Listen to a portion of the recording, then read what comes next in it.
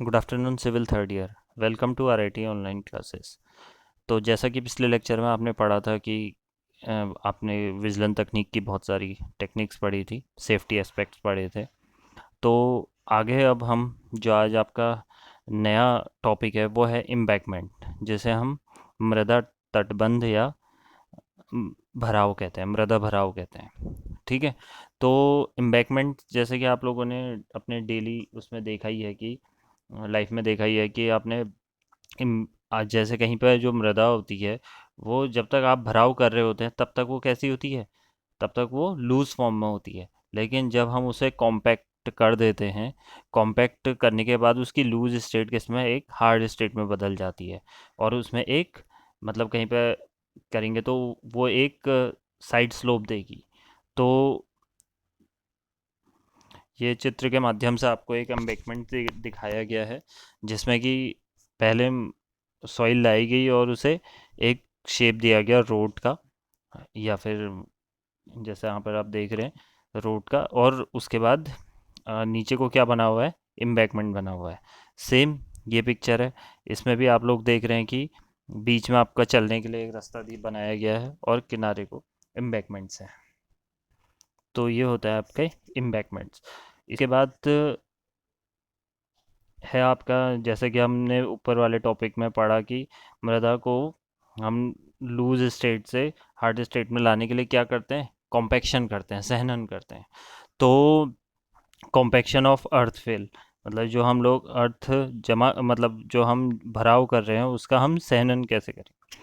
तो जैसे कि जो लूज स्टेट में जब रहती है तो फिलिंग के टाइम पे जब सॉइल लूज स्टेट में रहती है तो इसको इसके इसको हार्ड करने के लिए जो इसके अंदर एयर वॉइड्स होते हैं उनको कम करना होता है।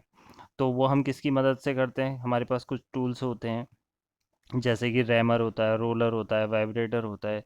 इनकी मदद से हम इसके अंदर के वॉइड्स को कम कर देते हैं, जिससे इसकी क्या हो जाती है, डेंसिटी बढ़ जाती है। तो ये आपका होता है कॉम्पैक्शन। तो एक तरीका तो ये है कि आप जो उसमें औजार हैं वो यूज़ कर रहे हैं, और दूसरा तरीका है कि आप क्या कर रहे हैं, आप उन एयर वॉइड्स में बीच बीच में पानी का छिड़काव कर रहे हैं, स्प्रिंकलर कर रहे हैं। पानी के छिड़काव से क्या होगा कि वो उसमें एज अ लुब्रिकेंट काम करेगा। और लुब्रिकेंट काम करेगा तो उसके लिए क्या होगा कि जैसा कि पानी के लुब्रिकेंट जिससे जो ज़्यादा जल्दी कॉम्पैक्ट हो जाएगी। हम अपने इंस्ट्रूमेंट तो यूज़ कर ही रहे हैं, उसके साथ साथ पानी का छिड़काव कर रहे हैं तो वो और जल्दी कॉम्पैक्ट होगी।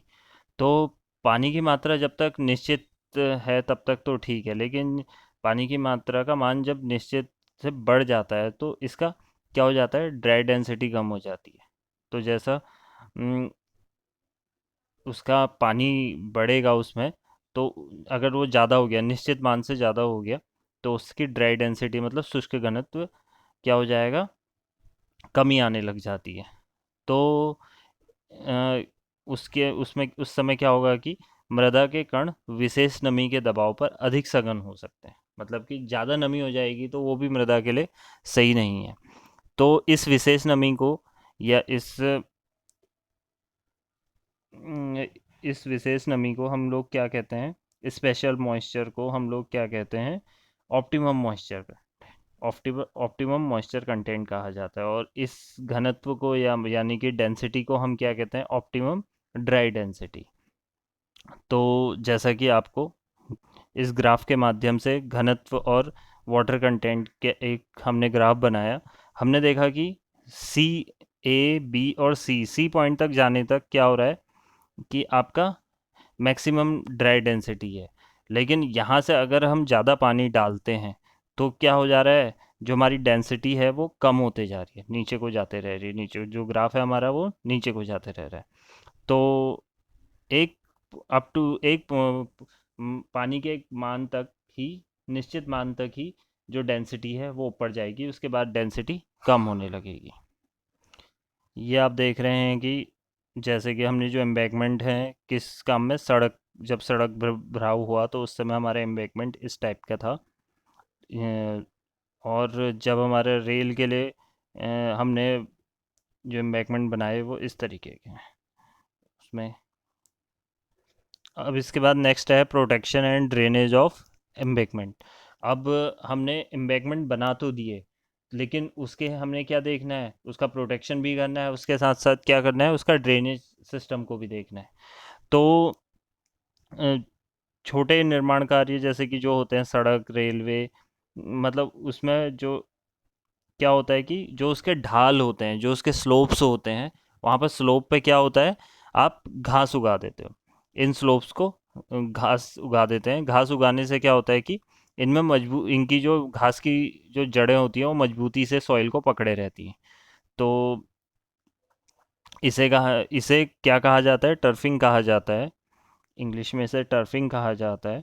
और इसके बाद जो आपकी जलीय संरचना होती है, मतलब कि जो आपके कुछ संरचना ऐसी हैं जो पानी में बनाई जाती हैं, जैसे कि मृदा तटबंध, जो ये जितने सारे आपके वाटर स्ट्रक्चर्स हैं, इनमें क्या होता है कि हम जो stone masonry, cement stone masonry कर देते हैं, जिससे कि एक अच्छी मजबूती हमारे मतलब इन स्ट्रक्चर्स को मिल जाती है।